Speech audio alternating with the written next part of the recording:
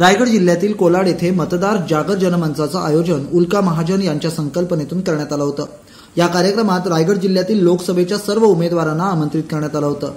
जनतेच्या मनातले प्रश्न जनता थेट विचारू शकते असं या कार्यक्रमाचं प्रयोजन करण्यात आलेलं। यात खेदाची बाब म्हणजे संपूर्ण जिल्ह्यातील उमेदवारांपैकी फक्त 2च उमेदवार या कार्यक्रमासाठी उपस्थित राहिले, ते म्हणजे सुनील तटकरे आणि सुमन कोळी। रायगड जिल्ह्यातील काटेची टक्कर समजली जाणाऱ्या अनंत गीतेंची खुर्ची मात्र रिकामी होती।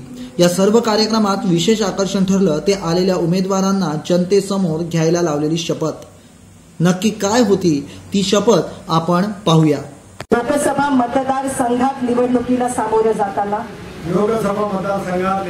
सामोरं जात असताना मी मतदारांना कोणत्याही प्रकारचं लालूच दाखवणार नाही, प्रलोभन देणार नाही, पैसे वाटणार नाही आणि प्रामाणिकपणे मतदारांकडे मत मागेल आणि मतदारांचा सन्मान आदर सन्मान। ही शपथ डॉक्टर बाबासाहेब आंबेडकर संविधान आणि इथले मतदार यांच्या साक्षीने मी घेतो आणि इथले मतदार आणि आपल्या साक्षीने मी या ठिकाणी घेतो। धन्यवाद। सबस्क्राइब करा आणि बेलचं बटन दाबा।